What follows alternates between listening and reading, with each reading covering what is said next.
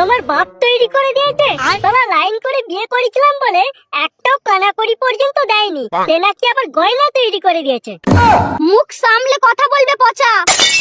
মুখ সামলানোর কি আছে, গয়নাগুলো তো আমিই তৈরি করে দিয়েছি, আমার কাছে এখনো রসিদ আছে।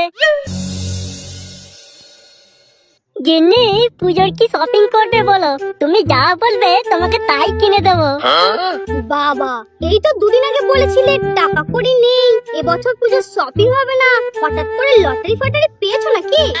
আরে লটারি নয় গো গিন্নি, আর কিছুদিনের মধ্যে আমরা কোটিপতি হতে চলেছি। তুমি আবার ওই ছাই পাসগুলো গিলে এসেছো? তোমাকে না আমি মানা করেছিলাম, তুমি কি আমার একটা কথাও শুনবে না? আমি কোনো ছাই পাস গিলা আসিনি, যা বলছি একেবারে সত্যি বলছি, বুঝেছো? তার মানে তুমি কি কোথা থেকে চুরি টুরি করে নিয়ে এসেছো নাকি? আরে আমি চুরি করতে যাবো কেন? এই দেখো এটিএম, তুমি যদি এখানে 100 টাকা রাখো, এক সপ্তাহের মধ্যে 1000 টাকা হয়ে যাবে, বুঝেছো? কি বলছো গো, 100 টাকায় 1000 টাকা? যদি 1000 টাকা জমা করি তাহলে তো 10,000 টাকা দেবে, তাই না?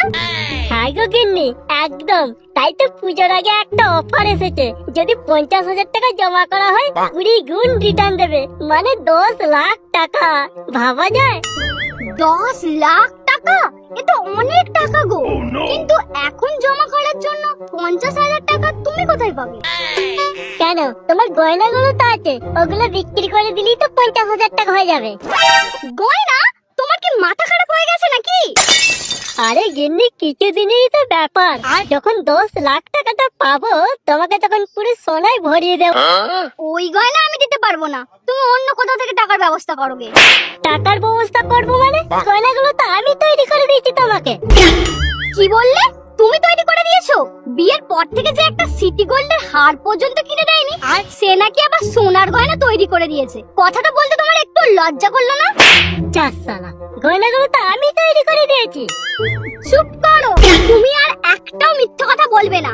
সেই সময় আমার বাপটা মাথার ঘাম পায়ে ফেলে গয়নাগুলো আমাকে তৈরি করে বিয়ে দিয়েছে, আর এখন তুমি বলছো তুমি তৈরি করে দিয়েছো? নাকি আবার গয়না তৈরি করে দিয়েছে। মুখ সামলে কথা বলবে পচা।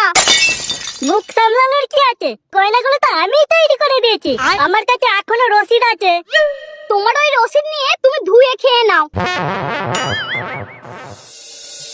কি 50,000 টাকা? না না, আমি অত টাকা দিতে পারবো না।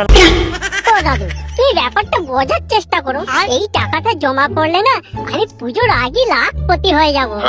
আয় আয়, এসে একবার আমার আমার শুকনো খেয়ে এসেছে, লাখপতি হবার স্বপ্ন দেখছে। দাদু, আমি কোনো শুকনো ফুকনো খেয়ে আসিনি গো, যা বলছি একদম সত্যি বলছি। তোর সত্যি তোর বুঝে রাখ, আমার কাছে কোনো টাকা ফাঁকা নেই। তোমাকে আমি গয়নাগুলো দিয়ে দিতাম যদি না তুমি মিথ্যা কথা না বলতে। শালা আমার জিনিস নিয়ে আমাকেই বসিয়ে দিচ্ছে। না না, এর কাছ থেকে জিনিস নিতে গেলে আমাকে মাথা নত করতে হবে। দেখো গিন্নি, গয়নাগুলো আমি তৈরি করে দিই বা তোমার বাবাই তৈরি করে দিই, গয়নাগুলো তোমার কাছে আছে মানে তো তোমারই গয়না, তাই না? তাই বলছিলাম, তুমি যদি গয়নাগুলো দিতে তাহলে সুযোগটা হাতছাড়া হতো না, বুঝলে? তাহলে এতক্ষণ ধরে বলছিলে কেন যে গয়নাগুলো আমি তৈরি করে দিয়েছি? ভুল হয়ে গেছে গিন্নি, আর হবে না।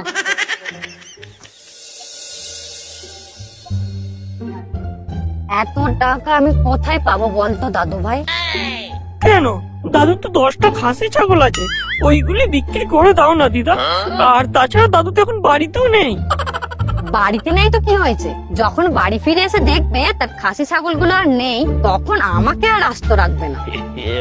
দাদু বাড়িতে আসার আগে ওই 50,000 টাকা 10 লাখ টাকা হয়ে যাবে, তখন আবার ওই খাসিগুলো সব কিনে নেবো, দাদু বুঝতেই পারবে না। না না, কোথাও টাকা জমা দিতে হবে না তোকে, আজকাল নেটে যা চলছে, তখন 50,000 টাকা কোথায় কি হয়ে যাবে মাথায় হাত দেওয়া ছাড়া আর কিচ্ছু উপায় থাকবে না। এ শালা বুড়ি কিছুতেই বুঝতে যাচ্ছে না তো।